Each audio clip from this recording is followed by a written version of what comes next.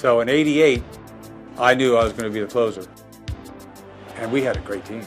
We're going to the bottom of the ninth inning here at Dodger Stadium in Game 1.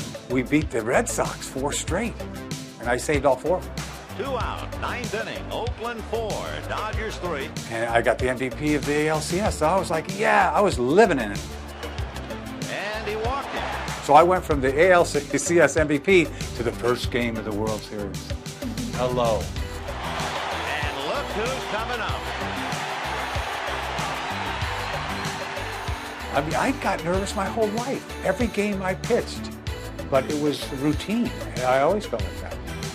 All year long, they looked to him to light the fire until he was physically unable to start tonight. Kurt, he was a tough guy to play against, man.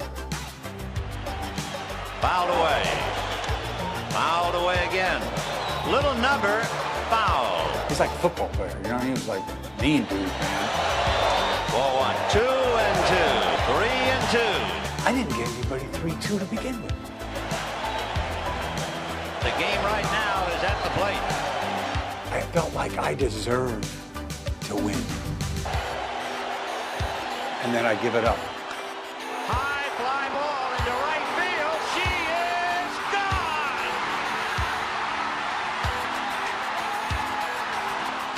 gone. Here we are 30 years later. That one's still hurting. Dennis Eckersley. And for the young guys on the call who haven't gone back and seen that moment in baseball history, one of the best, especially if you're a Dodger fan, but it really does show how much these guys think about every pitch, every outing. Obviously, that's in the World Series, Kirk Gibson versus Dennis Eckersley, 1988. Dodgers were the underdogs. And there's so much story behind that home run. I'll just give you one piece. An advanced scout before the World Series had done work on Eckersley.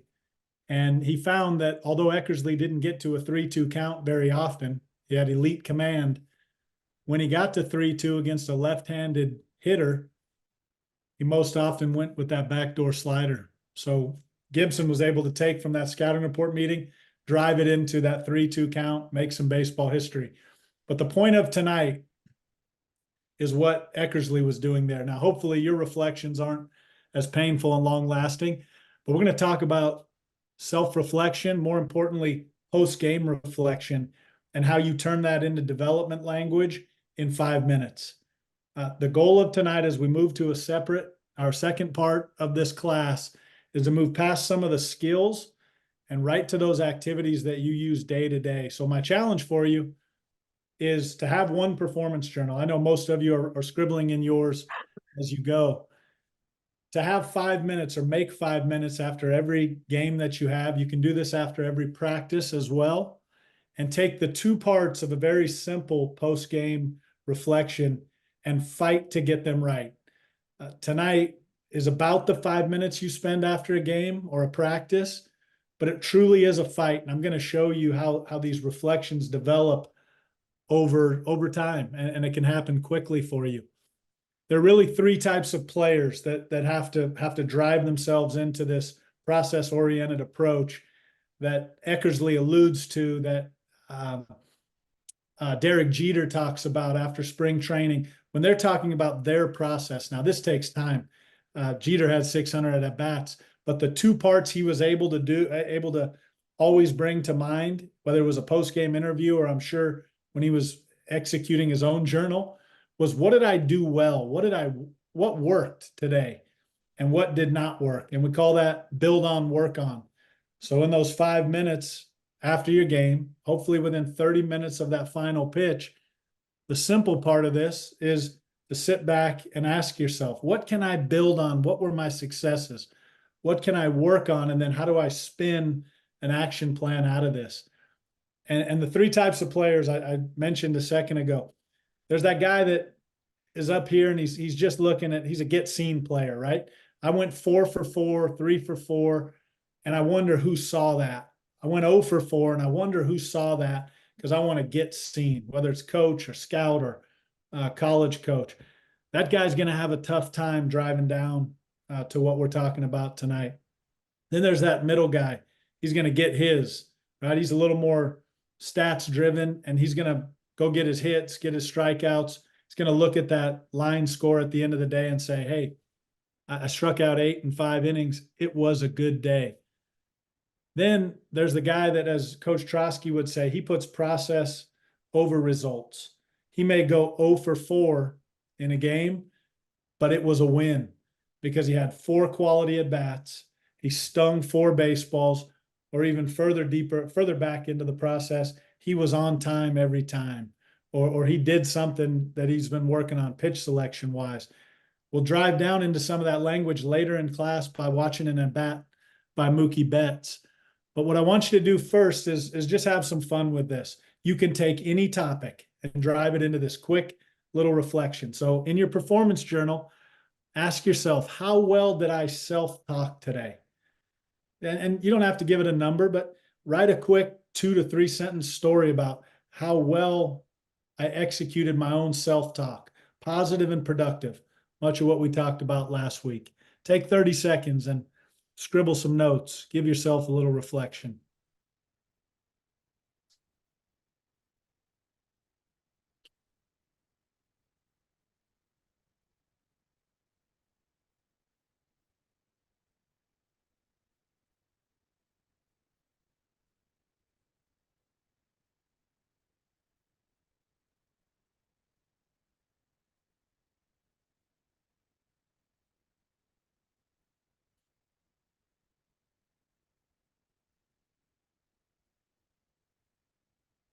Second question to reflect on. How was my focus today?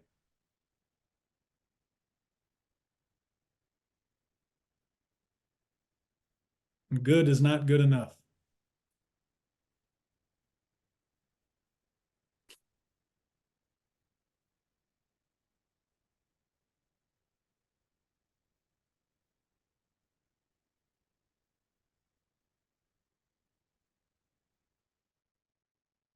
All right, let's get to baseball. Think of the last time you competed. Could have been weeks ago, months ago, could have been yesterday. Pitchers, think about that last outing. Hitters, offensive guys, you think about your last game. Give yourself just kind of a knee-jerk, first thing to mind reflection. How did I compete last time I went out there?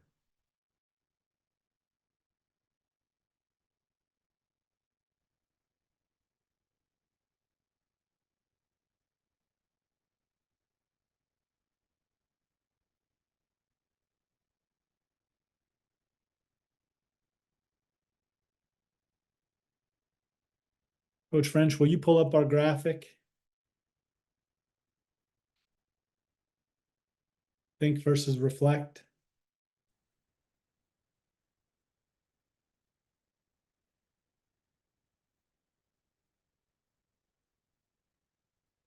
Tanner, are you ready for this?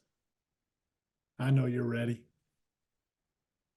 James, you're ready. I like the chain too, buddy. All right, here's what's very typical, and this is what drives some players into a ditch. Thinking about your outing. Go ahead and read this reflection or this stream of thoughts from just a couple days ago from a high school junior. Really good player, really good young man. But this is what happens often. Go ahead and read the left column.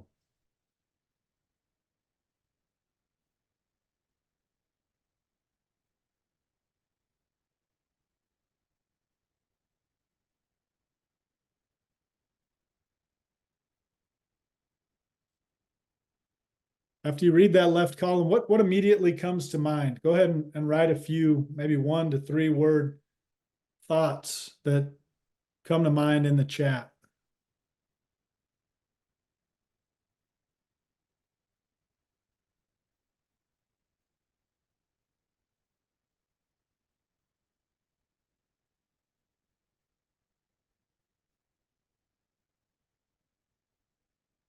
I can't see it.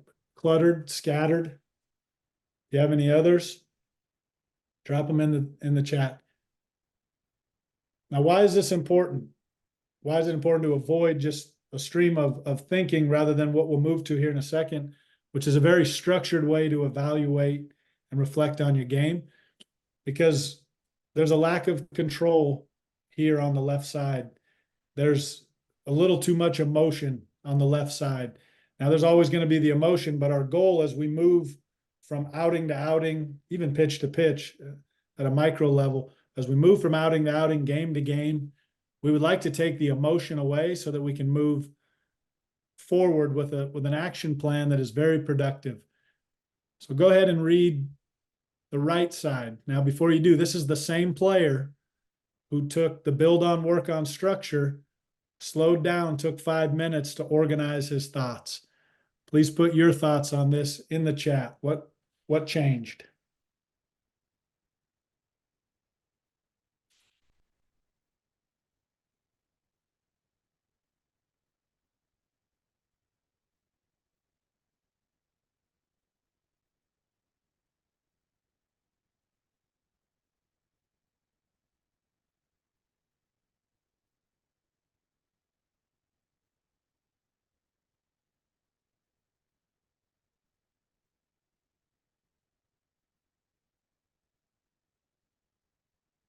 Clear thinking, specific.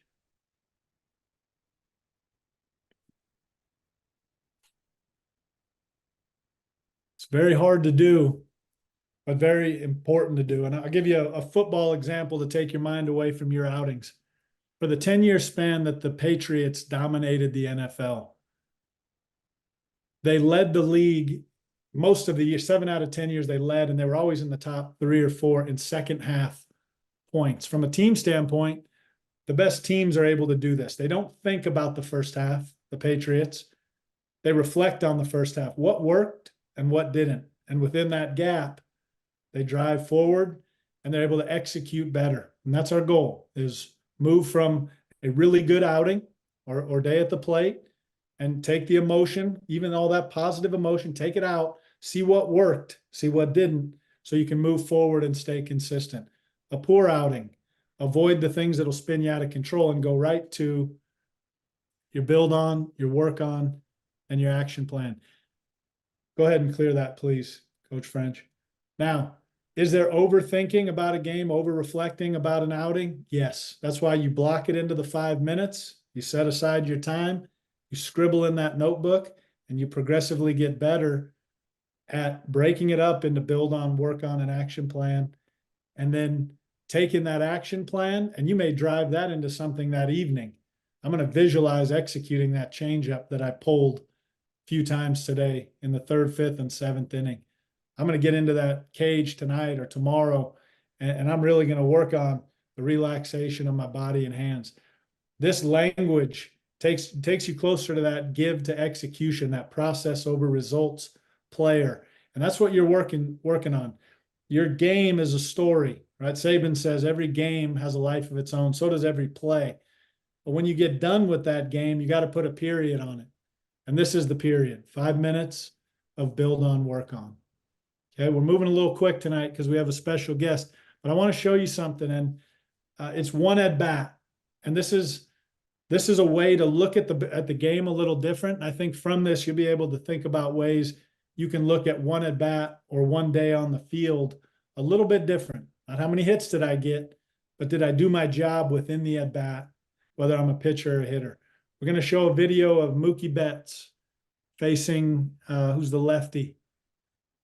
His first name's Joe from the Diamondbacks. Pinch hit at bat. We'll stop it after the 3rd pitch. Mantiply. He's going to face Mantiply. Have some fun watching this in the world of execution. Who's doing their job in the first part of the at bat, the second, and then the 3rd. This city and this fan base, this stadium loves him back. And he's got a chance to pop the top off this place here. Pinch hitting for Joey Gallo with his best buddy Freddie Freeman down at 3rd representing the winning run. First pitch, a little high.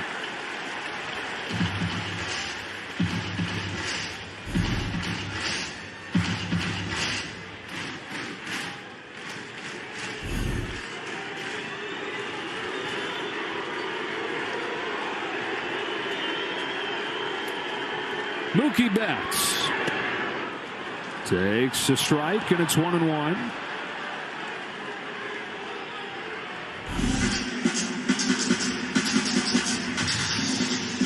one walk-off RBI in his Dodger career. It was July 6th this year. Looking for another. The 1-1. Betts takes in the dirt. Game-saving stop by Carson Kelly.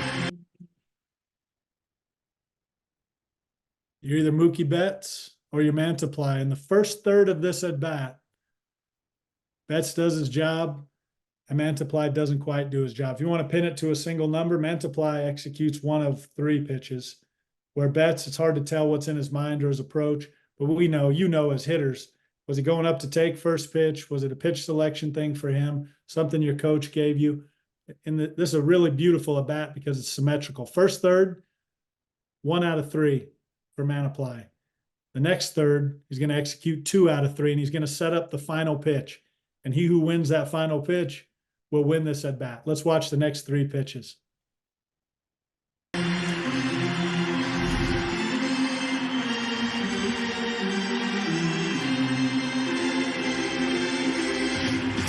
Change up that just gets overthrown and pulled in there by his toes.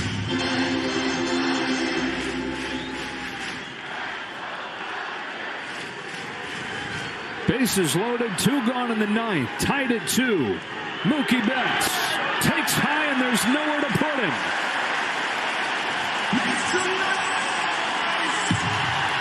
If he doesn't get a strike, he can walk his way to a Mookie moment.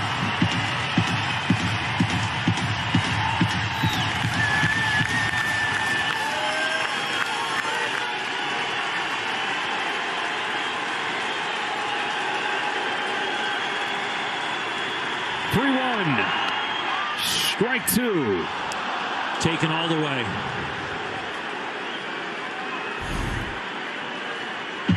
He figures whatever he sees 3-1, he's going to see 3-2 if that's what he has to do.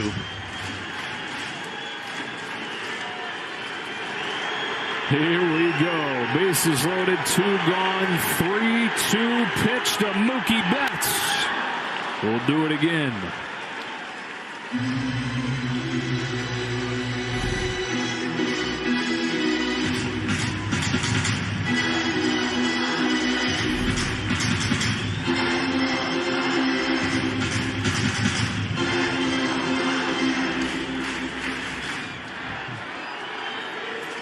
The double, 2 walks, and an infield hit.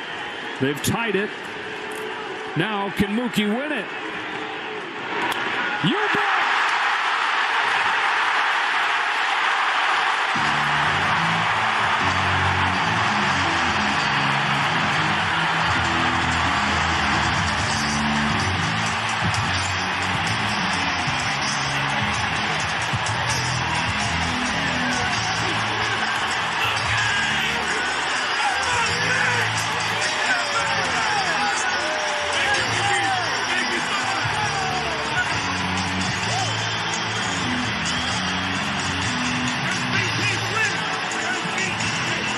A 2-run bottom of the 9th inning as Mookie Betts delivers with a pinch hit, game-winning RBI single. They turned back the Dodger killer and Christian Walker with a rally of their own in the bottom of the 9th. And their leadoff hitter, in some ways their captain, comes off the bench on an off night to win the game. Beautiful. At some point, Betts will take the emotion out, the positive, and he'll look at that at bat. I don't exactly know what he was in there to do. Was he taking 3-1 to get to the 3-2? He knew he would see, as Hershiser said, the same thing. Was it a pitch selection thing for him? For Mantiply, same thing. And for you may give up that big hit like he did. But if Mantiply can slow it down and say, hey, I was 1 pitch away from winning that at bat. That's the truth. He was 1 pitch. He wasn't perfect, especially in the first third. Wasn't even perfect in the second third, although he arguably won that. And the third just came down to a fastball leaking in the middle of the plate. And on TV, it's a big walk-off and everybody's excited, and they should be. But for you as competitors, we're really trying to drive down into how do I understand competition, put the period on my last one so I can move into my next one. Take 5 minutes after your competition, after practice tomorrow, and do a build on, work on. Let it come to your mind. What went well? And then you almost scan the day. What I think you'll see happen is what you saw when you did that on focus and self-talk. You start to chunk up the day. Early in the day, I wasn't as good with my focus, but by the time I got to my third class, I really started to lock it in. Here's how I knew it, or here's what I did. That's what you'll hear the best in the big leagues do. You'll hear Kershaw at the end of a day break his outing down like that. And that's what you're driving to. So every rep you sit down to do this 5-minute exercise is going to get you a little bit closer to driving down into that give to the process language and that give to the process thinking. Build on, work on, do it in anything. And that includes school. And that brings me to our guest. I'm excited. I'm probably more excited to have our guest here because I know him just well enough to be dangerous. I met him about 2 months ago, and his name's Eric Peterson. Really a unique man. He's a professor, a business ethicist, but he's got a passion for baseball and athletic development. And I thought he would be the perfect tie-in, A, for you sitting in your seat to go to a college class because he's going to teach you at about that level, and for you to lock in and pull as much as you can like this was a good competition. And when Professor Peterson is done, you'll have that ability to reflect. What can I build on from my first class in college? And what can I work on from my first class in college? So without further ado, I would like to turn it over to the professor himself. Eric, thank you for joining us. Hey, appreciate it, Greg. Super excited to be here. It's excited to see so many young baseball players that are just hungry. I love it. So I'm really excited.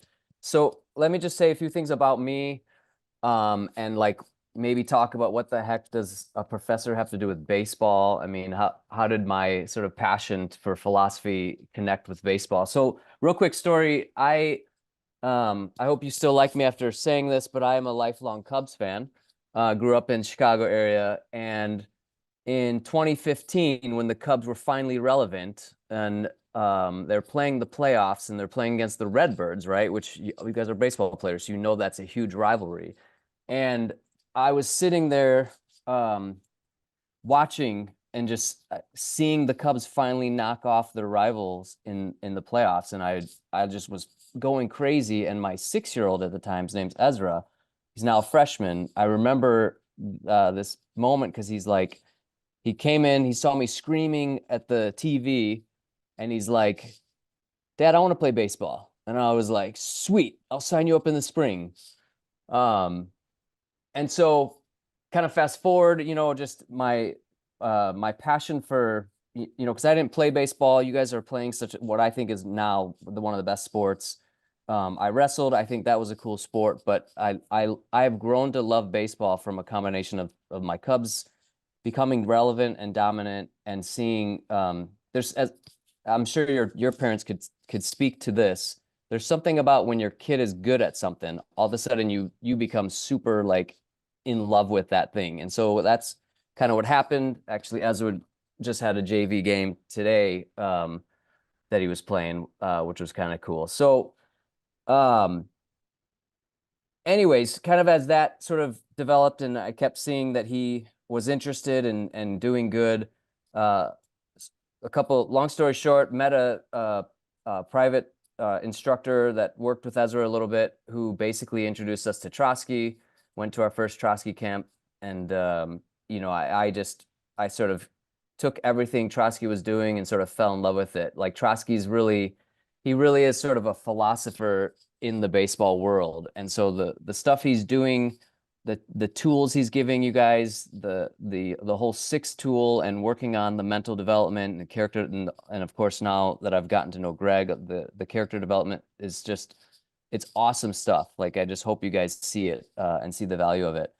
And so the connection is basically as a philosopher, what I'm doing as a business, I work with business students, and I'm training them to become leaders in the business world.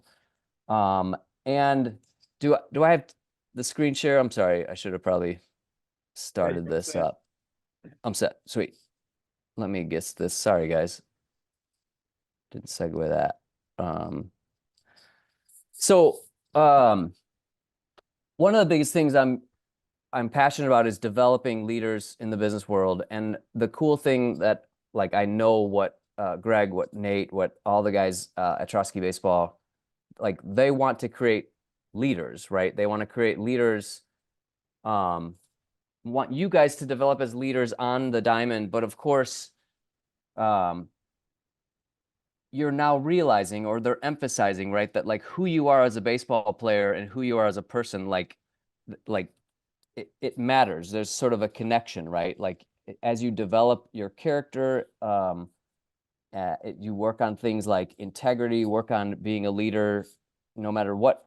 And I know like some of this stuff may be new for some of you younger guys, but like that's all right. This is something to sort of stretch your mind, challenge you. So one of the things, all I want to do today, and I just sort of wanted to highlight a few things that I do kind of in my college class, but I'm hoping to sort of work with Greg and start bringing some of this stuff to you guys, right? I want to start developing and working on partnering with them to help develop leaders of the diamond. So one important critical component of being a leader is being a good thinker, right? And it's sometimes an overlooked skill or an overlooked quality, but you can't be a good leader without being a good thinker, right? Because a leader it's extremely intentional to be a good leader and very purposeful. And so I quickly get my students to see, so I'm going to sort of kind of go through some of these slides real quickly. When we're talking about being a better thinker, and I'm just going to connect it too with what you just heard, the stuff that Greg, I'm sorry, Coach Greg. I keep saying Greg. Coach Moore, is that how should I refer you to you? Is that so the stuff on build on, work on, and then action plan. One of the things that came to my mind as I was just looking at the sort of different bubbles of content is when you're using the build on, work on, it's helping you to order your thinking, right? And so a lot of times we as thinkers are sort of haphazard, or our mind is sort of all over and it's sort of unstructured. And a lot of times we just need help to sort of learn how to order our thinking. And that's some of the skills that I do. So if you look at these two, these are sort of the two main things that I work on over the course of a semester. So each one of these, so critical and logical thinking and intellectual virtues, they could easily be their own class.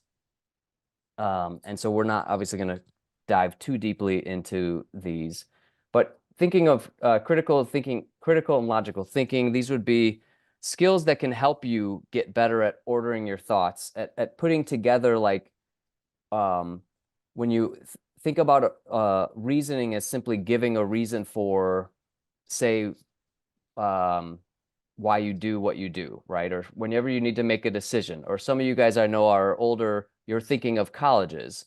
Well, say you're stuck between 2 or 3. Well, and a couple of different ways, right? You could maybe just, I don't know, roll dice, throw darts or something like that. Or you can actually like work through and reason and sort of lay out, doing pros and cons, trying to ascribe what's going to be better for you, your development as a player, as a person.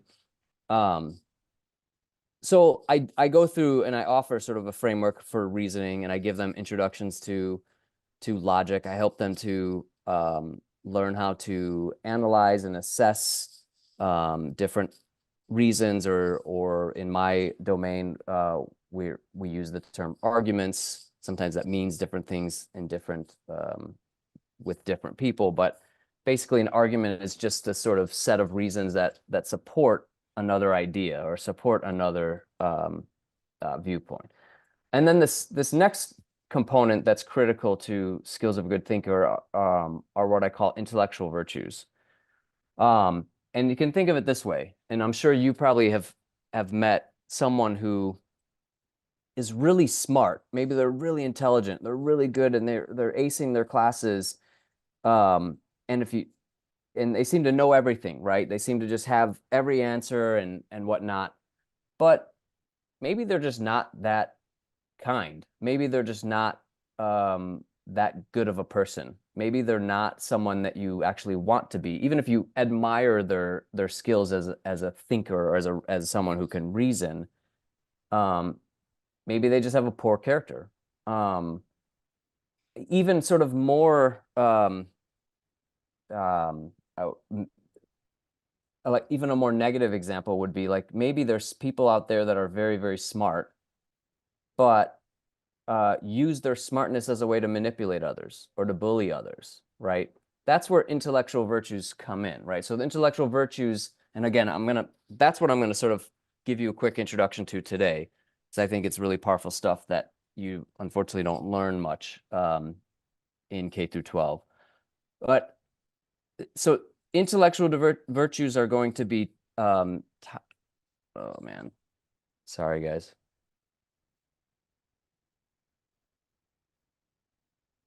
Okay, I should have asked. You guys are seeing this, everything, right?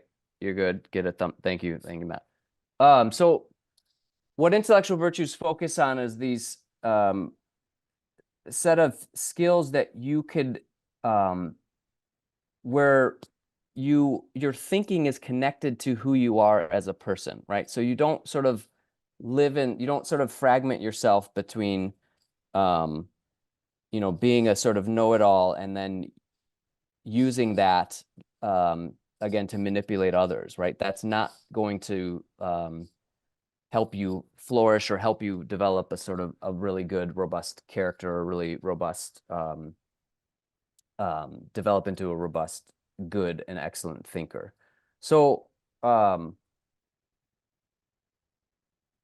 want to say a little bit about what intellectual virtues are, but first let me define some key terms, right? So we can think of character, because I just use that term a lot, right? And I know you guys have used it. I'm sure you've heard it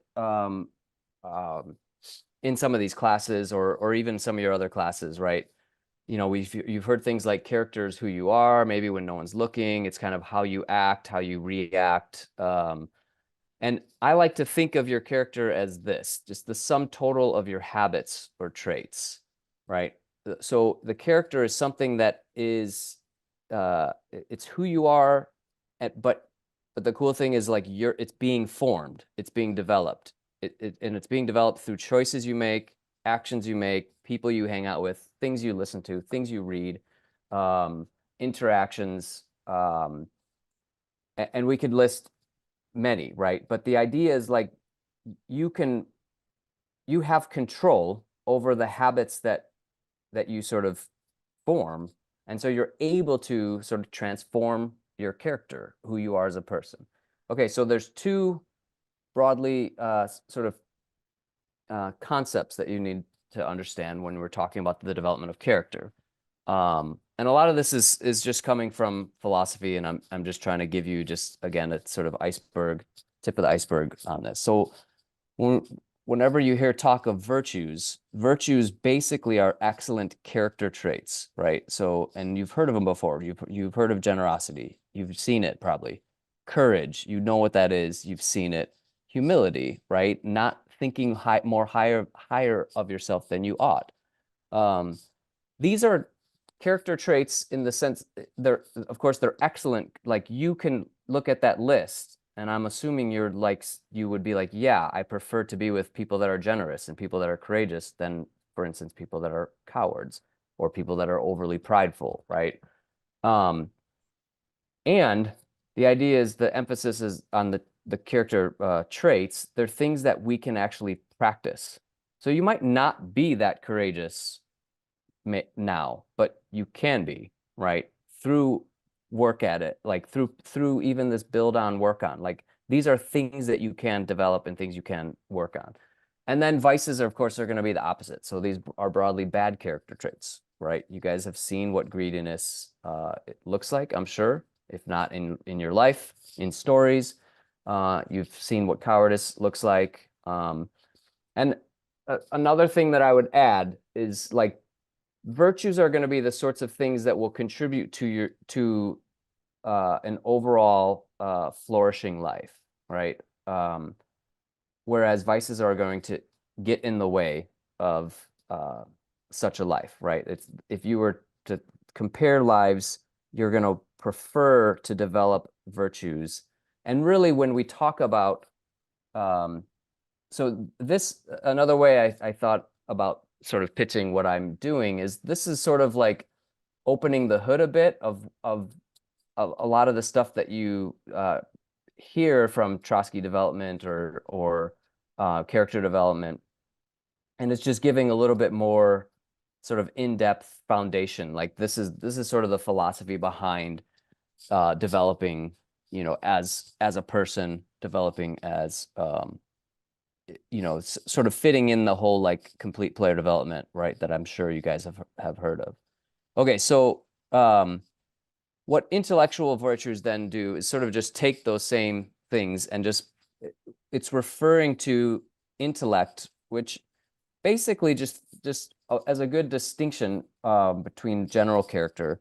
Your intellectual character is your habits of thought, or your habits related to learning, your habits related to gaining knowledge, gaining wisdom, habits related to discovering truth, gaining understanding. So all of these are things that, look, you can be doing them in your classes, hopefully, if you have good school, good teachers. But these are also things that you can do just in your own sort of self-learning, whether it's reading. I mean, honestly, it's a good habit that you're attending a class like this, right? It's working on habits. It's helping you to get better at thinking and reflecting. Okay, so intellectual virtues then are excellent intellectual habits.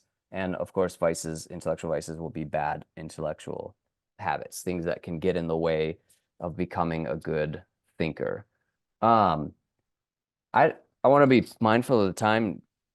Greg, can I pause, ask for any questions, clarifications? I know I'm like rushing through. Anyone have any questions, clarification? There's a few more things I'm going to go over.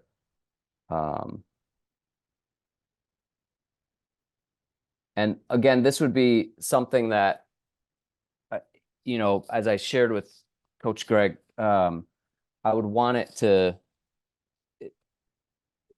having more time and sort of more ability to interact. These are the kinds of things that we could develop this, or have you sort of go a little deeper and learn a lot more of this. So let's see. So I'm going to give you two examples of intellectual virtues, right? There are numerous intellectual virtues because there are numerous sort of ways of going, sort of contributing to kind of excellent thinking and excellent intellectual character. And there are sort of many ways that we can deviate from that, right? So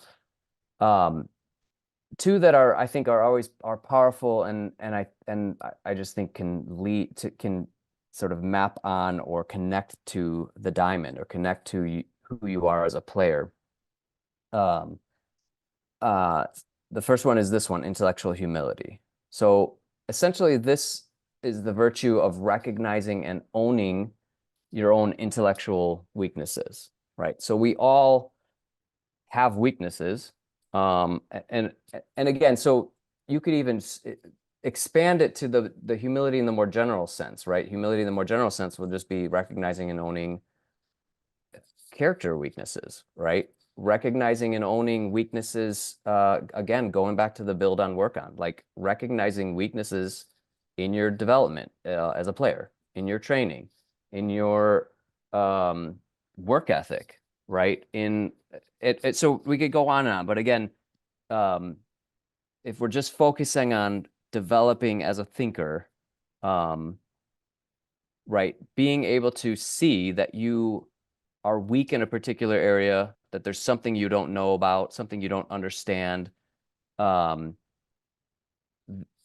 Being able to own that and sort of have that humility allows you to have what's called a growth mindset, right? I don't know if that's been talked about in this class, but a growth mindset as opposed to a fixed mindset, right? And there's a psychologist, famous psychologist who works on this distinction. The growth mindset is a person who's willing to, like, basically willing and open and hungry to grow, whereas a person with a fixed mindset will see something like an obstacle to overcome, or maybe see weaknesses, but not really want to put in the work or put in the effort to sort of fight through those obstacles or overcome the weaknesses. So this virtue in particular, intellectual humility, and a lot of virtues work this way, where they kind of fall in this in between two or more vices. And the two vices that most sort of notably or most clearly are opposed to this virtue are vices of arrogance, and this is probably a new word for some of you, but again, it's good for you to learn new stuff, but self-deprecation. So arrogance, I'm sure you've heard of that word, and I'm sure you've seen people, like you've probably seen people on the field who are arrogant. They just walk off and they just think they're the best.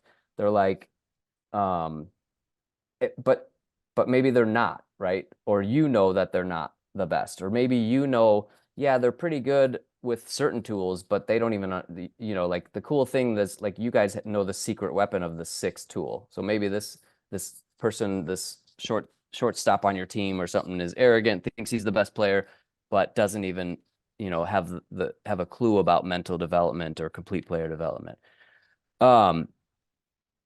It's interesting that when you're a person who's struggling with arrogance, they might even be able to recognize, and oftentimes they do recognize, that they have weaknesses or intellectual weaknesses.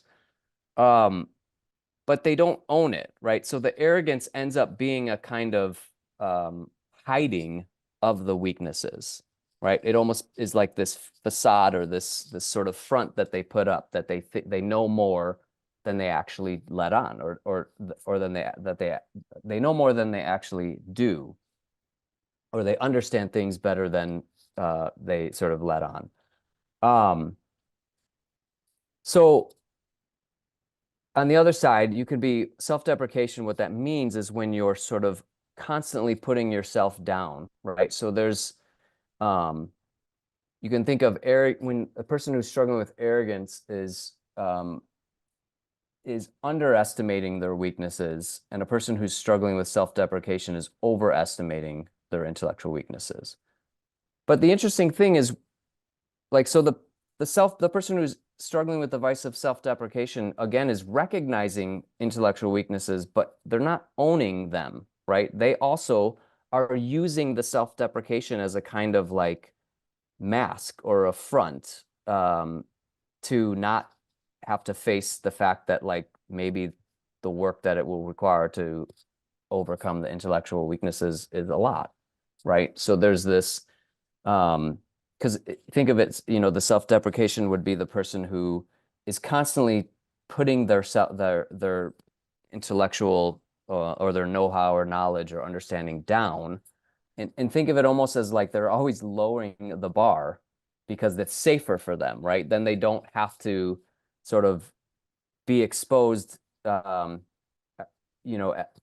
a real sense of being their intellectual weaknesses, right? Because they're so accustomed to sharing how bad they are that nobody will, expect them to know something or expect them to trust.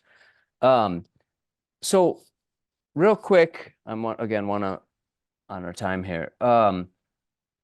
When we talk about virtues,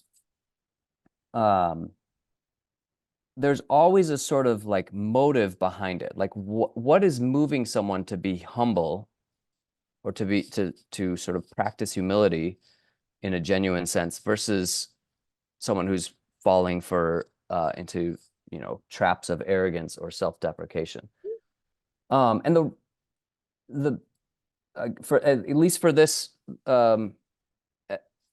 this class or right now, the easiest way to share that is a person who's motivated to recognize and own their intellectual weaknesses, to actually practice intellectual humility, is a person who cares more about knowledge, truth, and understanding than they do about how they look to others, right? Because again, the people who struggle with arrogance, they're not moved by gaining truth or gaining understanding or gaining knowledge. They're moved by having people see them as knowing more than they know, right? And the same thing is true of those that struggle with self-deprecation. So both the vices are another way of seeing them is there is this dishonest assessment or dishonest reflection on their actual weaknesses. Whereas the one who, so when you recognize, like one way to know you're owning something is you're giving an honest assessment of that, right? So if you're owning your intellectual weaknesses, you're honestly saying, I struggle in this, or I don't know. And that's okay. And that's a good thing. There's a sort of excellence to that. Okay. And then another good intellectual virtue is intellectual courage. Now, of course, you probably are familiar with just the general virtue of courage, right? There is this courage of being willing to take a stand when there's a potential threat of harm, right? That would be sort of a rough way of thinking about courage in general. But there's an intellectual cousin of courage, and this is, as it says there on the slide, persisting in one's pursuit of knowledge and truth, or knowledge, truth, understanding, despite threats or despite fear. And the most, and again, I talked to, like, this is like college students that I'm talking to, like they struggle with this too. When is it difficult to, or when is intellectual courage make sense? Well, think about the last time you were in a classroom and you, I don't know, wanted to ask a question, but were afraid of what others would think. I mean, my college students are still dealing with that, right? But why don't you want to ask a question when asking the question is a way of getting knowledge? Asking the question because you're afraid. You think it's going to be embarrassing. You think you're going to ask a question that everyone knows the answer to, which is false. Or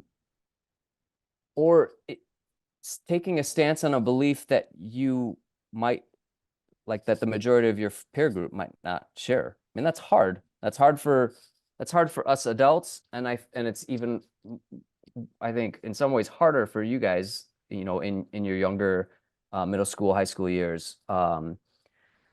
But being able to, like, when you contrast like this virtue of courage with the vices of intellectual cowardice or sort of rashness, right? Being always cowering to fear of embarrassment is not going to help you grow.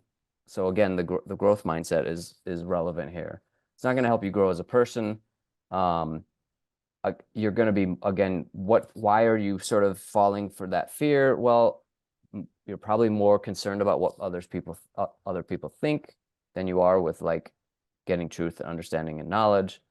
And then rashness might be a little harder to see, but this usually the rashness would be when you sort of don't, well, let me say rashness real quick, and like the courage in general, or courage like broader than intellectual. We would say that a person is rash who, like runs out in I don't know, a soldier who runs out in a crossfire or something like that. We would say that person's being sort of unreasonable, and that doesn't show courage, right? So courage takes a kind of, in some ways, an appropriate response to fear. It's not, courage isn't the absence of fear, whereas rashness would sort of be that sort of paying no attention to fear. So that's all that I want. I'm gonna go ahead and stop sharing here. Those were, so again, that's just a quick sort of overview of kind of what intellectual virtues are, and then with two sort of examples of, and there's other intellectual virtues. I have a whole book that I take my college students through. Other intellectual virtues include like curiosity, carefulness, self-confidence, honesty actually is an intellectual virtue. So all of these things, again, are things that we can practice that help us develop our intellectual character, which most certainly helps us develop just our character in general. And that's going to help you grow as a leader, right, in your classes, in your house, in your homes, on your team. And it's awesome stuff. And it fits with, again, it's sort of compatible with this whole idea of, right, just having a system and being disciplined, right, to sort of work through that system. That's another thing that I would just, sorry, Graham, I'm taking too much time. Let me just, one more thing. Like, when the stuff that you guys are learning from this, from Trotsky, from this class, just being sort of prompted to reflect and think, like, you guys you're in a small minority of just people in general. Like, so the college students that I work with, and there are a few baseball players at Fairfield where I teach, it's a D1 school. A lot of times I'm just underwhelmed by the students, because they don't have a sort of discipline, they don't have a process, and I mean, that's one of the reasons why I think it's so valuable to give them some of these tools that I do teach them. But I'm saying that kind of like you should be grateful that you're in already sort of a community and in sort of a setting in a class where you're getting this stuff. And if you start putting it to practice even a little bit, you know, the whole like 1% each day, I mean, you guys are just, you're going to stand out. You're going to be amazing, whether that's amazing players or just amazing people, amazing leaders. It's exciting stuff. So I better stop. I could talk forever, but I appreciate the opportunity. Appreciate you guys listening to just this weird philosophy professor, but it's been fun. So, Professor Peterson, thank you for challenging these guys just to think about how they think. I think that's I took away a lot. But guys, to build on what Professor said, you start thinking about how you think, and then you move that into action, and then you're able to reflect on that. Think about the outing, the day, how you're thinking, then move that into action. It's just this beautiful process of growth. So thank you for taking us through even those two intellectual virtues, courage and humility. Very thoughtful. Guys, we got to wrap up because I know James has some homework. Tanner's got a lot of homework, I heard. So we got to get to work, huh? Next week, we're moving to the end of this class. Hang with this. Keep coming back. You're going to keep pulling. It's like a buffet. As long as you pull a couple good things from it, go put them into your lives, and we're winning. Next week, we're going to key on the word work. I love this part of it. We're going to take a beautiful old poem. Sounds boring, huh? But it's a poem by Kipling. We're going to take it apart line by line and do exactly what Professor Peterson talked about. We're going to talk about what the challenge is, how we take into action these single lines in the poem, and we learn to love the work itself. So let's get to work this week. Have some fun. Shoot any notes, comments, suggestions for us, and we'll see you back here next week, Wednesday, 6 p.m. Good work, boys and girls. This city and this fan base, this stadium loves him back. He's got a chance to pop the top off this place here. Pinch hitting for Joey Gallo with his best buddy Freddie Freeman down at third representing the winning run. First pitch, a little high.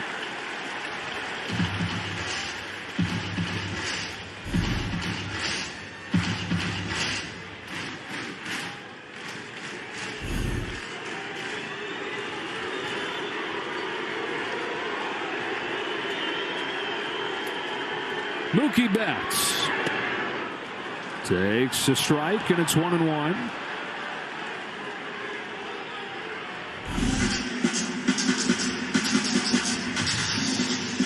One walk-off RBI in his Dodger career was July 6th this year. Looking for another. The 1-1. Betts takes in the dirt. Game-saving stop by Carson Kelly.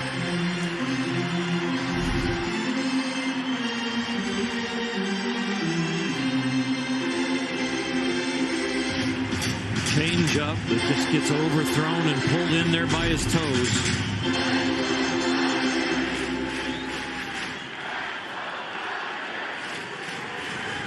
Bases loaded, 2 gone in the ninth. Tied at 2.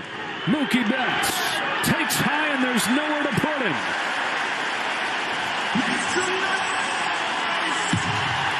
If he doesn't get a strike, he can walk his way to a Mookie moment.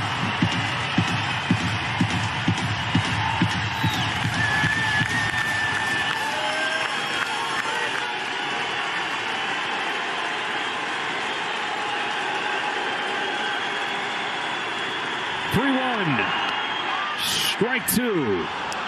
Taken all the way.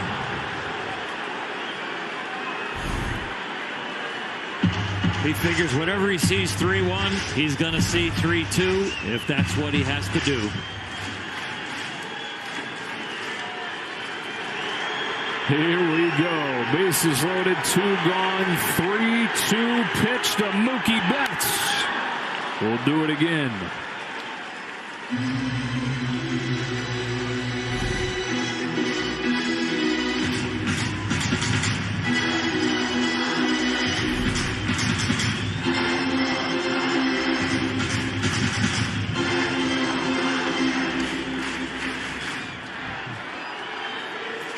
The double, 2 walks, and an infield hit. They've tied it. Now, can Mookie win it? You bet!